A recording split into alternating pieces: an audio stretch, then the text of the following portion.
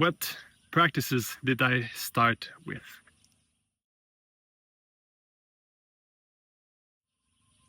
When I first was in contact with this practice of amorous erotic continence, what was recommended for us was the fractionated urination, to start with this. And this means when you go to pee, you pee, and then you stop the stream, you pee, you stop the stream, you pee, you stop the stream by contracting and relaxing the PC muscles. This was a very interesting practice initially because I just didn't know I had these kind of muscles and capacities that I could contract and relax. It was bringing awareness in an area of my body that I didn't really know I had control over. So I did this for quite some time, and it helped me to control a little bit more and to have more awareness. After a few months of this, I was taking part in the weekly class with Mahasiddha Yoga, and we were learning more and more techniques, and especially ways to isolate the different muscles in the perineum area. Yeah, to contract only the anal muscle, contract only the PC muscle, contract only the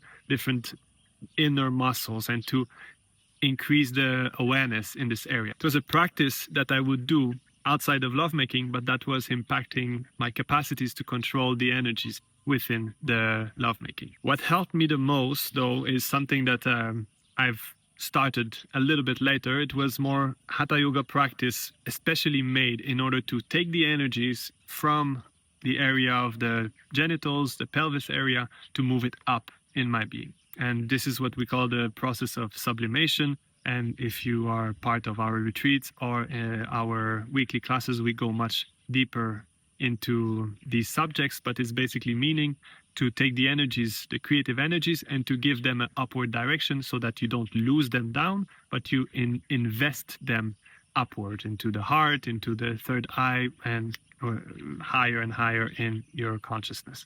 And this was very, very helpful, and still to that day, and I believe until the day I die, I will continue this practice because it's a must. Yeah, when you learn continence, this is the way, at least for now, that I have to bring these energies into a meaningful direction. And then another point that really helped me, which was not a direct practice, but was more of a shift of perspective upon the erotic games or upon the erotic life. And it was this movement from sex to Eros, or this movement from downward flow of energies towards an upward flow of energies within the erotic game. And this really helped me to integrate relationships, to integrate intimacy into the spiritual path. When you walk the spiritual path, you have aspirations to go towards love, to go towards unity, towards connection with all that exists, and so on. And sometimes, I'm sure you've experienced, when you have sex, you don't feel super connected with the one that you're having sex with. Yeah, sometimes it's a bit weird, it's awkward, there's a bit of a discontinuity, disconnection, and so on. But to integrate this principle of what we called Eros, or the godly attribute of the pure godly Eros, in my life, it was really helpful to see where it is that I can shift this movement of energy, where it is that I can take whatever is leading me towards selfishness, towards egotism, towards suffering, and to move it towards something that is beautiful, that is harmonious, that is beneficial. Now, it's a little bit of a short video to explain everything about this, but in our Tantra immersion, in Mahasiddha Yoga, or in the weekly classes, or in any other events from Atman Federation in regards to Eros, we deepen much more this concept of movement from sex to Eros. But this was very helpful for me.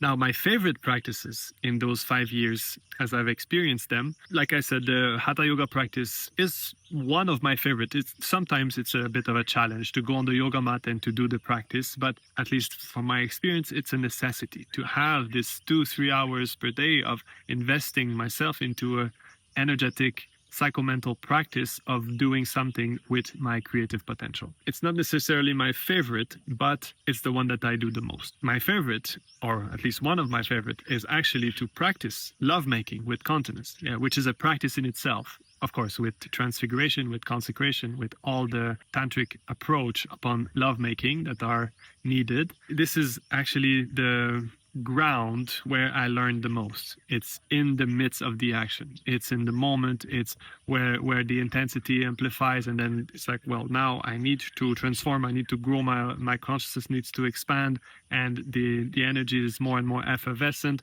Then I'm learning in that moment. Yeah, of course, it's important to learn also, from my perspective, outside of the lovemaking. Yeah, to learn how to do with intense emotions that are, or intense purposeful actions and so on.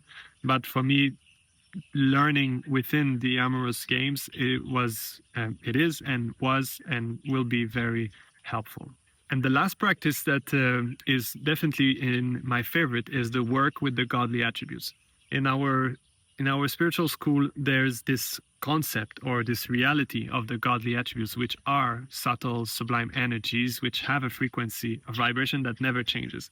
And I'm saying this in the context now of continence, because there is one godly attribute, which is the pure godly Eros.